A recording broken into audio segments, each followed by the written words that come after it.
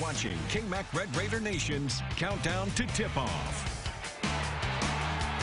Hey there, welcome back into Countdown to Tip-Off. Eric Kelly, David Collier here. We have whiteboards, and that can only mean one thing. Okay, crashing the board. Thank you. We finished each other's sentences. Okay. So, he just helps him think better. Okay, we'll start with the first one. So, for most of this season, we haven't even had to think about whether or not Texas Tech will be. Yeah, I know. It's been given they were ranked 2 weeks ago. Now, though, it's a funny thing that what happens when you lose 3 in a row, potentially 4, and don't even want to think about losing 5. So the question is Tech in regardless of what happens down the stretch? Down the stretch, regardless, man. You know, the funny, as of right now, what, 6 teams are probably in the NCAA tournament from the Big 12. From the Big 12 before today's action. I'm gonna go with this, and it just depends. It depends heavily. I think that they're probably in, but man, can you imagine the NCAA saying, you know what, if Tech loses the first game of the Big 12 tournament and Oklahoma and Texas both win, maybe West Virginia, I guess it depends on who plays who. If the Red Raiders lose 5 in a row, is that going to be difficult for the NCAA to say, yeah, we'll let them in? I think they will put them in, but man, 5 straight losses, I don't think you want to rely on that. There goes the pin.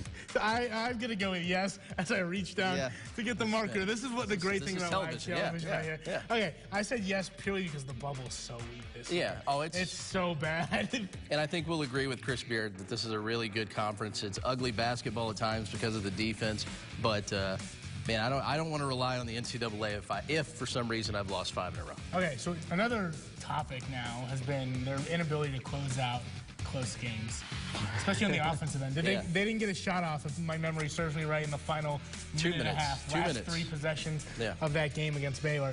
So if you're Chris Beard, who do you go to at the end of games? Oh, man. Jemias, Phil mentioned it earlier in the show, Jemias only had 2 points in that second half. Man, holy moly.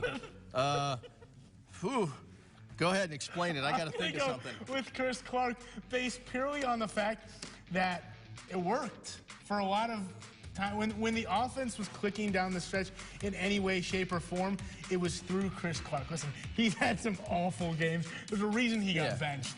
But he's a good facilitator. Yeah, he's a good facilitator. But you're relying on him to score and take the last shot? No, I'm talking about, I guess, I'm relying on him. I'm going to him. And the offense will float or whatever. That changes everything. I'm just going for this guy. Maybe a couple pump fakes, gets a guy up in the air, draws a foul, goes to the free throw line.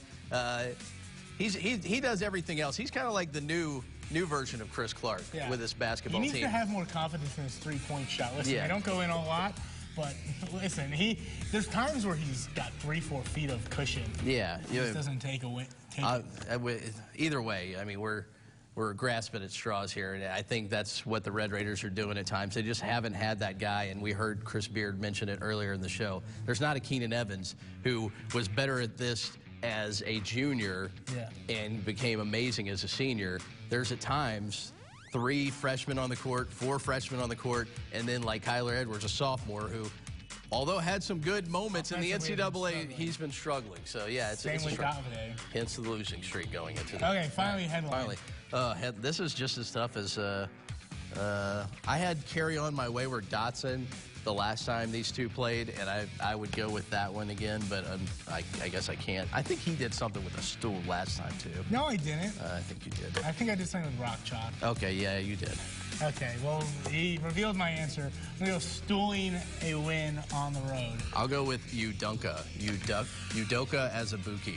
That's on the fly. Yeah, I know. That was all right. I don't know that either one of those were good, but hey, we can't have all great headlines. All right, let's take a quick look at the Big 12 slate for the rest of the day. Day gets underway with 4th-ranked Baylor at West Virginia. Mountaineers able to stop the bleeding earlier this week with a win at Iowa State, but not really playing good basketball. First to 40 wins. Yeah, exactly. They've lost 6 of their last 8, just rolling right into the postseason. They're a pair of 3 o'clock games. Texas hosts Oklahoma State.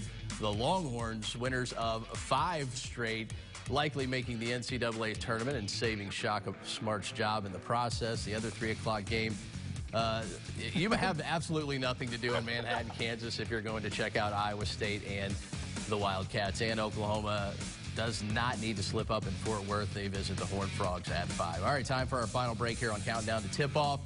We look at the results from last week's Pick 3. We already know who lost, this guy over here. See if I can avoid losing for the 6th time this year. Yeah, we'll see if that happens. You know, you can't get too many in a row. Then Ryan Hyatt joins us for his final thoughts on the task at hand, getting the 2nd win of the season over the top-ranked team in the country.